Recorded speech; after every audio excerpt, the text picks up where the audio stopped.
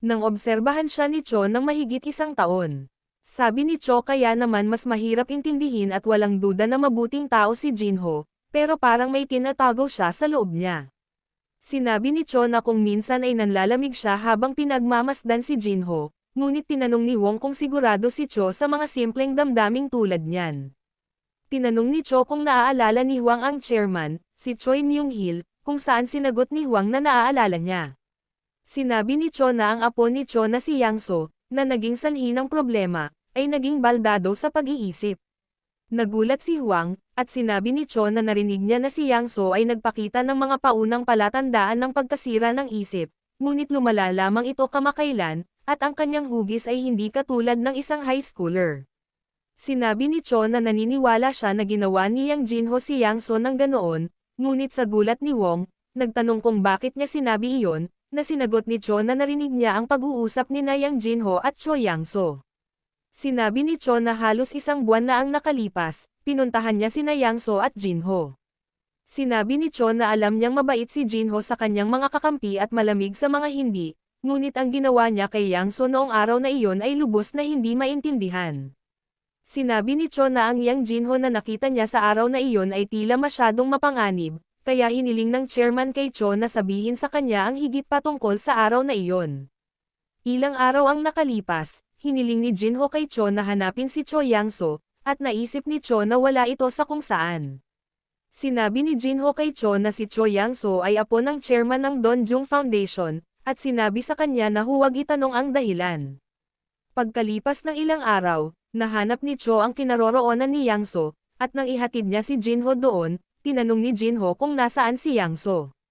Sumagot si Cho na hindi ito malayo, at mukhang hindi sila madaling umalis sa lugar kung saan sila nakatira sa buong buhay nila. Pagkaraan ng ilang sandali, narating nila ang lokasyon, at sinabi ni Cho na kailangan nilang maglakad sa hagdan upang makarating sa kanilang tahanan. Nagtataka si Cho kung bakit gustong makita ni Jinho si Yang So dahil isang taon na ang nakalipas mula nang mangyari ang insidente sa pagitan nila. Pagkatapos nilang umakyat sa hagdan, napagod si Cho at sinabing ito ang bahay kung saan lumipat si Yang So at ang kanyang lolo pagkatapos ng bangkarota. Bigla, nang pumasok si Jinho sa bahay, nag-alala si Cho at sinabing hindi siya basta-basta pumasok ng ganoon. Samantala, nakita ni Choi Myung-hil na may pumasok sa bahay at tinanong kung sino ito, at nang maglakad si Jinho papunta sa kanya, nakilala siya ni Choi. Nagulat si Choi nang makita si Jinho, at nang sabihin ni Jinho na naroon siya upang makita si Yang So, kinuha ni Choi ang isang stick at galit na sinabihan si Jinho na iwanan siya. Sabi ni Choi isang buong taon na. Kaya ang gusto ni Jinho kay Yang So ay galit na sabihin kay Jinho na umalis na doon at pabayaan sila. Tinanong ni Jo si Jinho kung ano ang dapat nilang gawin ngayon, ngunit pumasok si Jinho sa loob upang makita si Yang So. Sinabihan ni Choi si Jinho na huminto dahil huminto lang ang mga seizure ni Yang So at nakatulog siya kanina. Sinabi ni Choi na kasalanan niya ang lahat, at dapat iwanan ni Jinho si Yang So. Ngunit biglang nagising si Yang So at nagtanong kung ano ang nangyayari. Natakot si Yang So na makita si Jinho, at nagulat si Cho nang makita ang kakilakilabot na kalagayan ni Yang So. Sinabihan ni Choi Myung-hil si Jinho na lumabas, ngunit si Jinho ay lumakad patungo sa Yang So, at pinigilan ni Cho si Choi na tamaan si Jinho. Si Yang So ay nagsimulang manginig sa takot, at nagtataka si Cho kung para saan si Jinho dito sa mundo. Iniisip ni Cho kung nandito si Jinho para pagtawanan ang dalawa na naging miserable at sa tingin nito ay masyadong malupit. Ngunit sinabi ni Jinho kay Yang So na tingnan siya at tanungin kung sino siya. Sumagot si Yang So na siya si Yang Jinho.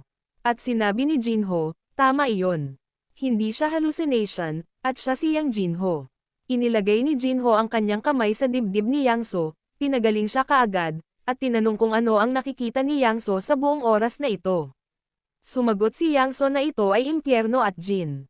Sinabi ni Ho na dumaan din siya sa impyerno, tulad ng ginawa ni Yang So noong panahong iyon. Sinabi ni Jinho na natiis niya ang butas na iyon at nakakuha ng pangalawang pagkakataon.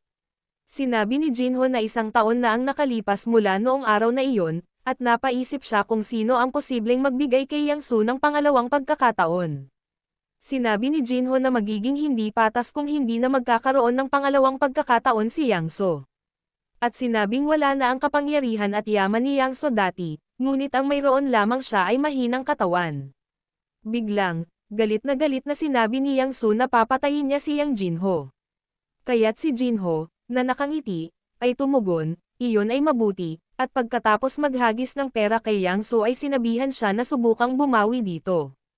Habang umaalis, sinabi ni Jinho kay Yang So na binayaran niya ang kanyang presyo at bibigyan niya siya ng isa pang pagkakataon. Sinabi ni Jinho kay Yang So na puntahan siya at hanapin siya kapag handa na siya, dahil bibigyan niya ng pagkakataon ang bata na laslasan ang kanyang lalamunan. Sinabi ni Jinho na nasa Yang So na ang lahat. Maari niyang kunin ang pera at itago sa kung saan para hindi niya mahanap. Biglang sumigaw si Yang So, papatayin niya si Jinho balang araw. Ngunit sinabi ni Jinho kay Cho na dapat silang umalis pabalik sa kasalukuyan. Sinabi ni Cho kay Huang ang lahat, at sinabi noong araw na iyon ay hindi niya maiwasang manginig sa nakitang tanawin. Nang mahinahong sinabi ni Huang, ito ang nangyari. Sinabi ni Cho na hindi ito maiintindihan ng mga tao nang hindi nila ito nakikita. At sinabi ni Huang na nag-assume siya dahil ganoon din ang iniisip niya. Tinanong ni Cho kung ano ang ibig sabihin ng chairman at tinanong kung alam na niya ito. When? Tinanong ni Cho kung bakit hindi sinabi sa kanya ng chairman. Tinanong ni Huang kung maniniwala si Cho sa kanya kung sinabi niya sa kanya. Sinabi ni Huang na may mga taong tumpak sa kanilang mga pagbabayad, at kung ipagpalagay nilang si Yang Jinho ay ganoong tao, maaaring hindi ginusto ni Jinho na pahirapan si Yang So ng higit sa nararapat sa kanya. Sinabi ni Cho na kahit na mapanganib si Jinho, at pinayuhan si Huang na layuan siya. Ngunit sinabi ni Huang na hindi iyon isang opsyon, at hindi niya maaaring layuan si Jinho. Nalilito si Cho, ngunit sinabi ni Huang na ang pag-iral ni Jinho ay may malalim na kaugnayan sa kanyang buhay, at gusto rin niyang manatili si Jinho ng mas malapit hanggat maaari. Sinabi ni Huang na si Jinho ay isang misteryosong lalaki pa rin, at marahil ay halata lamang dahil medyo natatakot sila sa kanya, ngunit ang tanging maaasahan nila ay para kay Jinho na huwag maging sanhi ng isang bagay na mawawala sa kanilang mga kamay.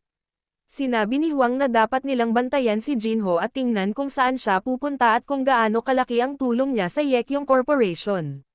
Sa kabilang banda, pagod na si Jinho at sinabi kay Park Yaman na sa wakas ay tapos na siya sa 12th grade material. Sinabi ni Park Yaman na 2 araw na lang ang layo nila sa CSAT ngunit nakarating siya sa oras. Sinabi ni Jinho na pinupuntirya niya ang unang pwesto, ngunit sinabi ni Park Yaman na hindi niya iniisip na karaniwang nilalayon iyon ng mga tao sa CSAT Park.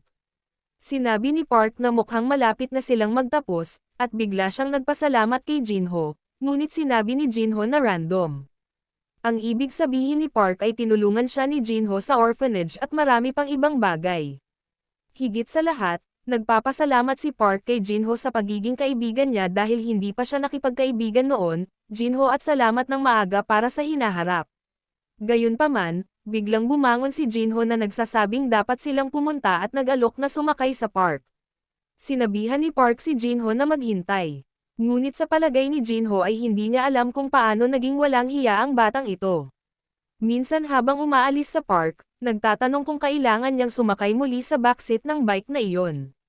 Sinabihan siya ni Jinho na huwag mag-alala, dahil mabagal siyang sumakay.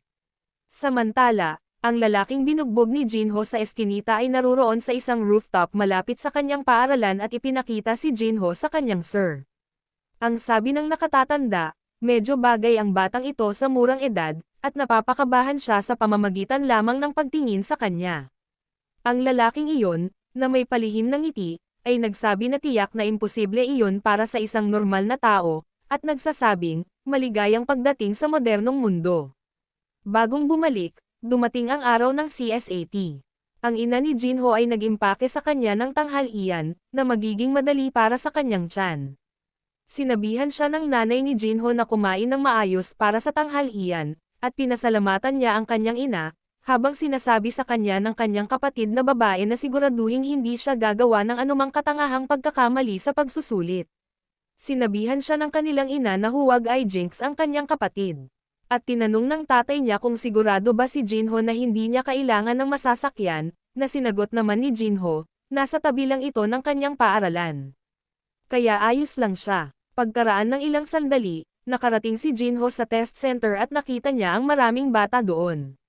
Iniisip niya kung siya ay nakakaramdam ng kaba sa bulwagan ng eksaminasyon, sinabi ng taga-suri na pipilitin nilang umalis ang mga mag-aaral kung magriring ang kanilang telepono at dapat nilang itaas ang kanilang mga kamay kung sakaling may emergency.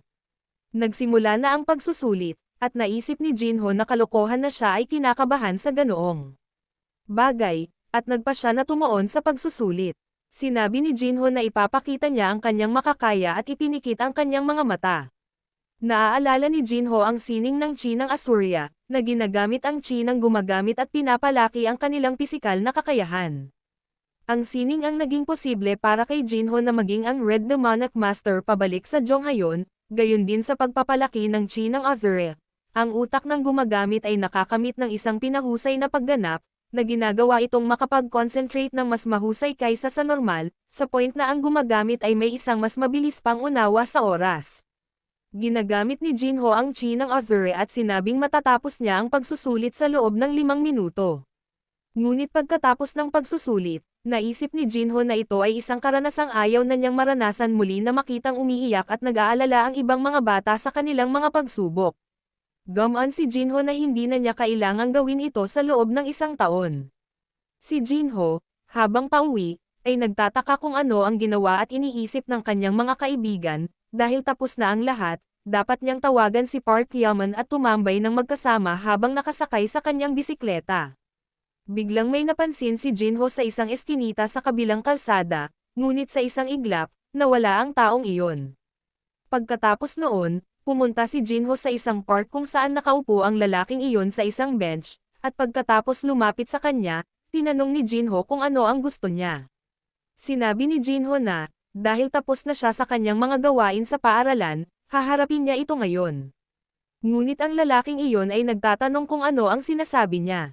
Sinabi ni Jinho na magpapanggap ang lalaki ngayon, kaya kapag sinubukan niyang sipin siya, ang lalaking iyon, na umiiwas sa pag-atake, ay lumipat sa likod ni Jinho sa isang iglap, at ang kanyang cap ay lumipad sa hangin.